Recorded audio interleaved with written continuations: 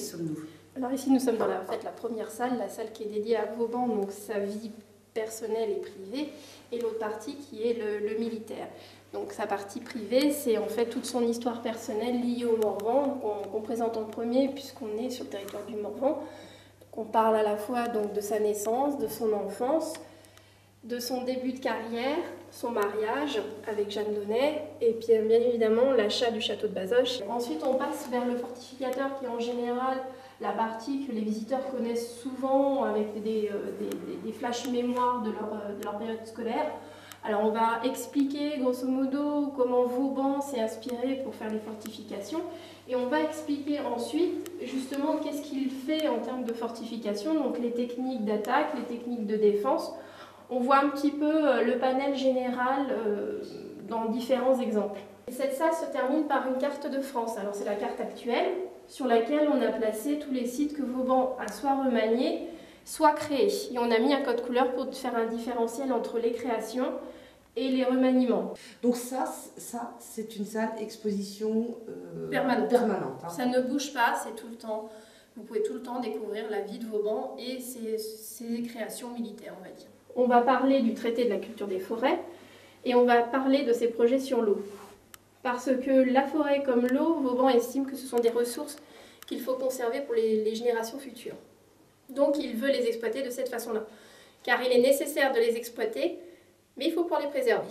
D'accord. Donc le traité de la culture des forêts, il va en faire tout un projet qui va tellement bien convenir que Louvois va valider son projet et va le faire en ordonnance, donc c'est vers une loi, qui est la technique aujourd'hui qu'on pourrait retrouver dans les pratiques de l'ONF. C'est-à-dire une sélection d'arbres pour laisser les autres arbres pousser et devenir plus importants et donc préserver pour les générations futures.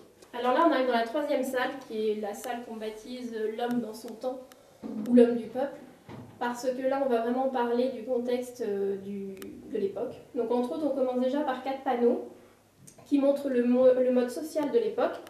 Donc on a en haut le roi, ensuite nous avons la noblesse et le clergé, et tout au bout, on a le peuple. Et on sait que globalement, la population française était représentée à peu près à 80% par le peuple. Et c'est ces 80%-là qui travaillaient et qui nourrissaient l'ensemble de la population française. Donc ce qui veut dire eux-mêmes, plus la noblesse, le clergé et la royauté.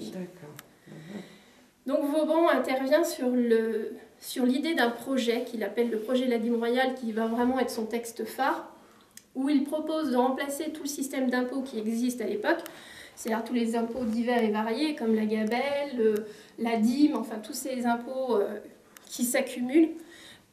Il lui projette de n'avoir qu'un seul et unique impôt, mais que celui-ci représente 1/10 des ressources, mais des ressources de chacun, ce qui veut dire le peuple, la noblesse, le clergé. Donc tout le monde aurait payé un impôt. Bien évidemment, comme on sait, ça c'est pas fait. D'accord, oui. Voilà. Oui, voilà. Ce qui explique peut-être pourquoi on arrivera en 1789 à la Révolution française. Ok. Puisqu'il était nécessaire de réformer la fiscalité en France, mais rien n'a été fait. La dernière partie de la salle 3, qui sert à expliquer comment Vauban a eu le raisonnement d'arriver au projet de la dîme royale, avec 2 textes phares qui quand on les prend à part, nous semblent pas logiques, mais finalement, quand on les met les uns à côté des autres, on voit la logique qui a permis d'arriver à la dîme royale. Donc le premier, c'est le traité de la cochonnerie, qui est en fait un ensemble d'un calcul où il part d'une truie et il calcule sur 10 ans de temps la descendance de cette fameuse truie. Et on arrive à 6 millions de porcs, en sachant qu'il prend en compte les pertes par maladie, loups, etc. Ah oui, non, mais c'est...